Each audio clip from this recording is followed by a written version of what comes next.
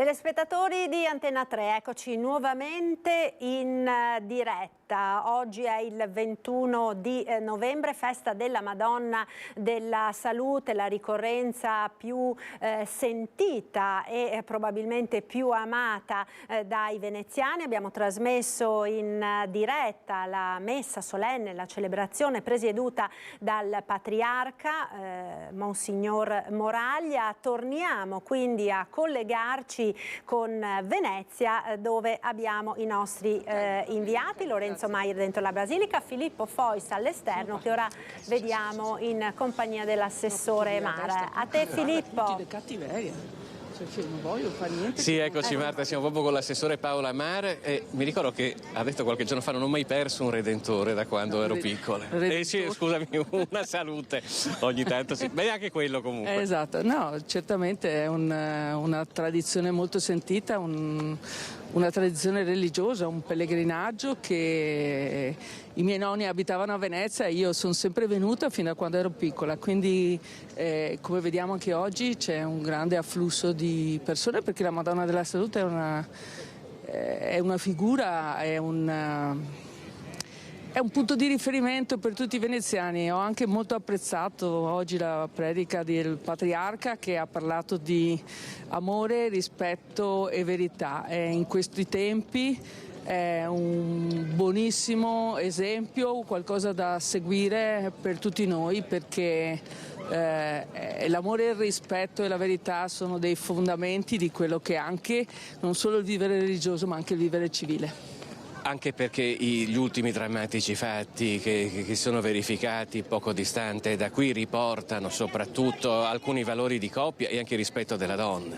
Questo assolutamente, ma la predica era incentrata su questo e devo ringraziare veramente Sua Eccellenza il Patriarca Francesco Moraglia di aver voluto dedicare questo pensiero, ma anche di aver voluto aprire una via per far sì che questi valori, che sono valori civili soprattutto e anche e soprattutto valori religiosi, siano il fondamento di quello che è il nostro vivere, a cominciare dalle giovani generazioni. Io credo che questo sia il punto di partenza. La repressione è un punto di arrivo, la prevenzione è il punto di partenza. Se tutti ci mettiamo insieme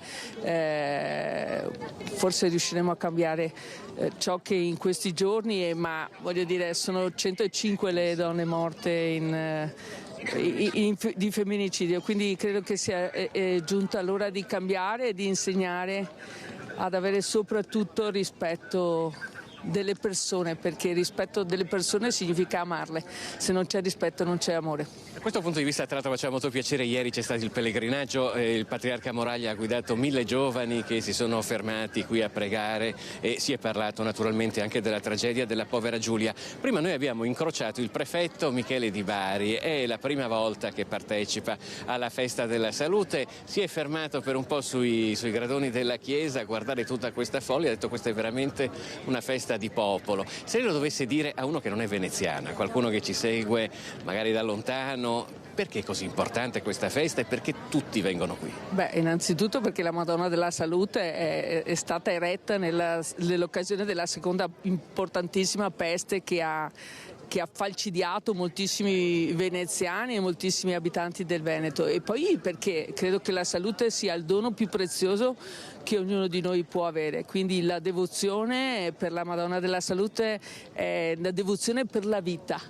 Alla fine è una devozione per la vita, e io spesso ho amici che mi chiedono quando venire a Venezia. Venite durante la Madonna della Salute, perché vedete i veneziani tutti andare in chiesa, e anche tutti i veneziani che sono trasferiti in terraferma, che hanno sempre il piacere ma anche la necessità di venire in chiesa, di raccogliersi in preghiera, perché per noi la Madonna della Salute è un riferimento. Io ad esempio in portafoglio ho il santino della Madonna della Salute, ovviamente, perché per noi è la mia bisnonna, i miei nonni, i miei genitori sono sempre stati devoti e continuo in questa devozione. Grazie a Paola Mare e buona festa della salute, arrivederci. Dunque avete sentito in effetti la terribile pestilenza che colpì Venezia tra il 1630 e il 1631, provocò 47.000 morti solamente nella città di Venezia e circa 100.000 nel suo entroterra, per cui si trattò veramente di una pandemia di proporzioni enormi, mostruose, che iniziò, effettivamente ci raccontano le cronache, a diminuire proprio quando il Doge espresse il voto di creazione di questa chiesa. Era l'ottobre del 1630, ci sarebbe voluto ancora un altro anno prima che il morbo iniziasse ad allontanarsi dalla città, ma già si videro i primi segnali di questa devozione nei confronti della Madonna. Io vedo che qua, come vedete, continua l'afflusso di fedeli, non so se sia... Buongiorno. Di dove è, signora? Bassano del Grappa. Il Bassano del Grappa, ma è venuta apposta per la salute? Certo, e senz'altro ogni anno bisogna farlo. È particolarmente devota alla Madonna. Madonna della Salute, sì. Da quanto è in fila? Insomma un pochino, ma non tantissimo, dai, sta andando bene. Non ci lamentiamo, siamo contenti. Grazie. Buongiorno. Ecco, avete sentito, abbiamo preso una persona a caso, ci sono tutti allora, veneziani ma anche dei veneti. Filippo, allora guarda, adesso ritorniamo da te fra poco per sentire ancora le voci dei tantissimi fedeli. Dicevamo la festa più sentita dai veneziani, ma evidentemente non solo, è un po' tutto il Veneto particolarmente diciamo devoto e toccato da questa ricorrenza. Andiamo da Lorenzo Maier, che vedo in compagnia di un ospite. A te, Lorenzo. Sì, buongiorno Marta, siamo con il maggiore Nicola Falconi che sta coordinando il servizio di soccorso e il servizio d'ordine qui alla salute. Quindi facciamo un po' il punto, come sta andando?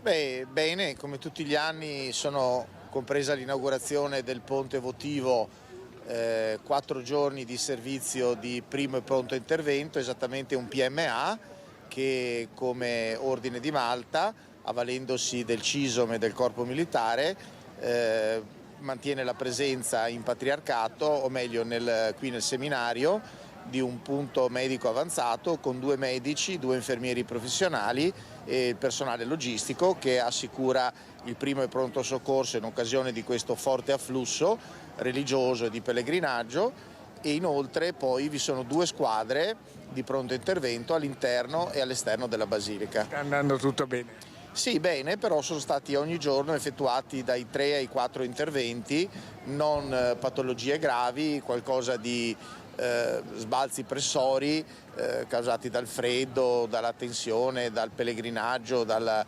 cammino, dalle temperature basse, però puntualmente ogni giorno, sia la mattina che al pomeriggio, vengono effettuati degli interventi per messa in sicurezza delle persone.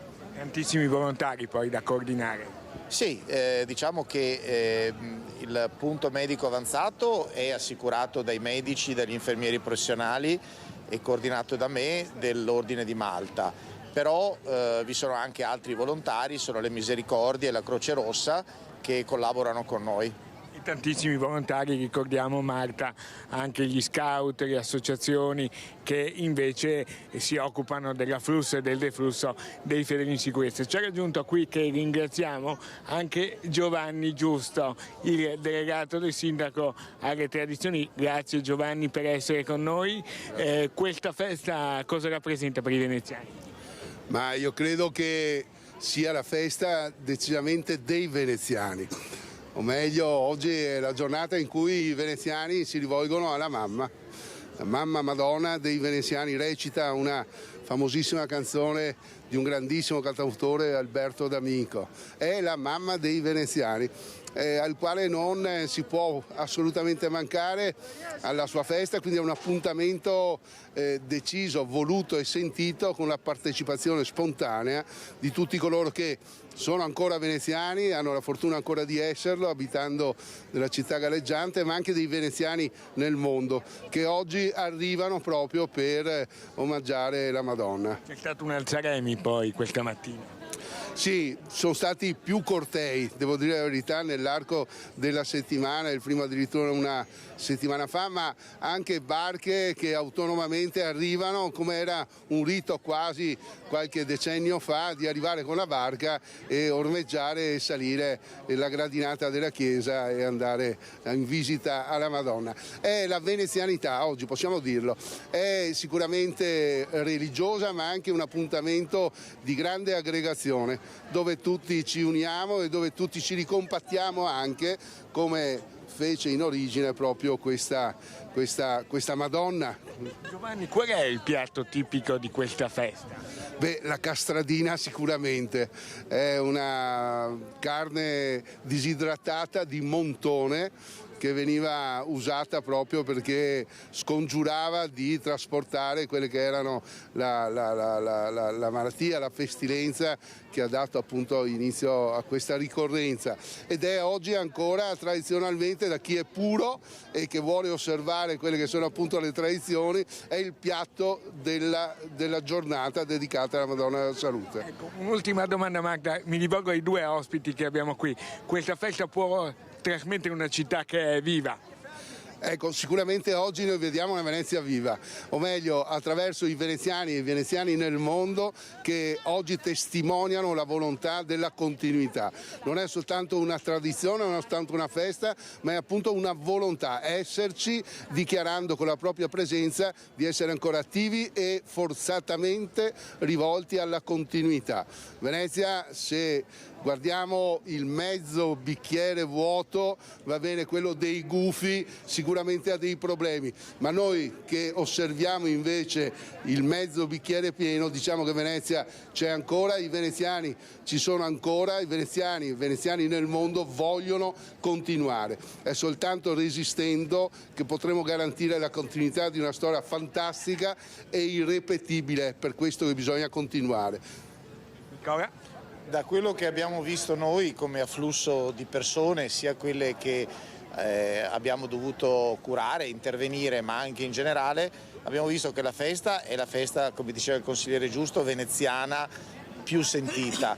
Però la Madonna della Salute è molto sentita anche in Veneto, perché abbiamo trovato tantissime persone di Padova, di altre città, che riconoscono una specialità particolare in questa festa della Madonna della Salute, e noi come Corpo Militare dell'Ordine di Malta ovviamente siamo particolarmente orgogliosi di prestare servizio per questa ricorrenza così sentita. Ecco, diciamo Marta, ricordiamolo che la festa non è finita con la messa del Patriarca, perché qui in Basilica ci saranno celebrazioni fino a questa sera, fino alle 22, con la compieta, la preghiera della sera, che verrà recitata dal seminario e da chi vorrà venire. Quindi una festa che è ancora in pieno svolgimento e che procederà nelle prossime ore anche del pomeriggio. Qui sta cominciando leggermente a piovere, ma comunque l'afflusso è comunque continuo.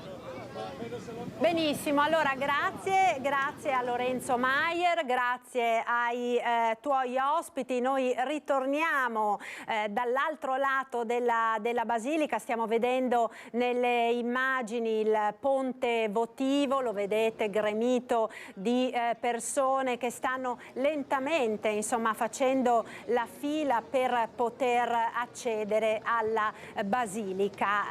Abbiamo in collegamento ancora il nostro Filippo Fois. Filippo, mi senti? Sì.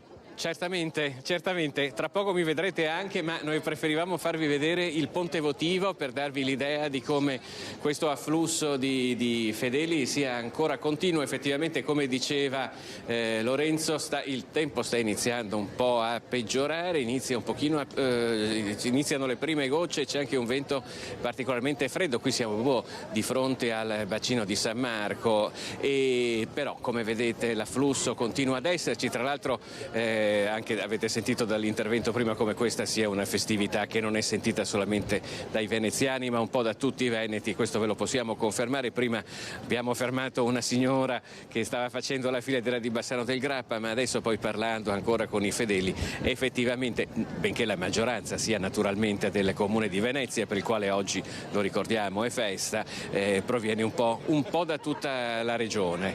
Eccoci Marta, io direi che con questo per ora qui dall'esterno della chiesa è tutto, ti restituirei la linea. Sì, Filippo, grazie. Guarda, noi veramente, io te la lascerei ancora per un paio di minuti perché abbiamo davvero ancora pochi minuti, ma mi sarebbe piaciuto sentire le voci dei veneziani. Torno da te allora fra poco perché vedo che abbiamo di nuovo Lorenzo Maier con un altro ospite. A te Lorenzo.